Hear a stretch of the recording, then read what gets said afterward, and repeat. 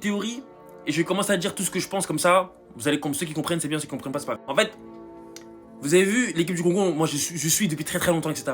Vous savez que nous, tactiquement, c'est dégueulasse, les gars. On va pas. Tactiquement, c'est pas bon. C'est pas bon. Et moi, je sais pourquoi. Enfin, j'ai une théorie, je sais pourquoi. Nous, les Congolais, tactiquement, c'est pas bon. Parce qu'en fait, je suis en train de remarquer, la moitié des joueurs qui sont ici ne jouent pas dans un grand club. Je m'explique. Moi, je pense que t'as vu, quand tu joues dans des grands clubs, on apprend des choses pour te mettre au niveau de toute la saison, etc. Par exemple, il y a des gens qui jouent en PL, il y a des gens qui jouent en Ligue 1, il y a des gens qui jouent en Bundesliga. Tu captes pas le délire? Ici, au Congo, à part Wissa, Bissaka, il n'y en a pas beaucoup qui jouent dans des très bons clubs. Il n'y en a pas beaucoup qui jouent dans des super clubs, des clubs, des bons clubs de PL, des bons clubs de Liga, etc. Il n'y en a pas beaucoup. Quand je vois les Sénégalais,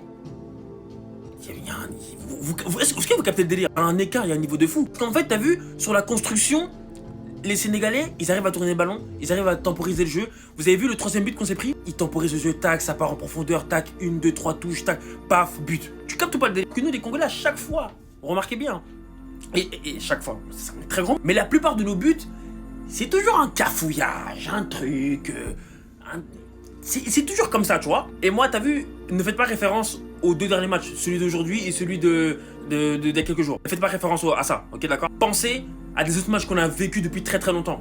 Réfléchissez, faites un mix, vous allez voir que il y a fortement, il y a une part de... Mais je dis ça parce que c'est pas forcément. Mais moi, je pense que c'est par rapport à ça. Et techniquement, on n'est pas bon parce qu'il y a des joueurs qui jouent pas dans des grands clubs ou même des clubs moyens. Vous captez le délire ou pas? C'est seulement ma théorie. Je sais pas ce que vous en pensez, les gars, mais j'y tiens cette théorie et j'y crois. J'y crois. Parce que quand je vois le match de Pape Gueye et de Ndiaye, waouh, juste les deux là, c'était un truc de ouf. À un moment donné, Ndiaye il prend la balle sur le côté, il dribble tout le monde en mode comme si c'était des mouilles. Pape Gueye sur le terrain, au milieu sur le terrain, il est tellement à l'aise.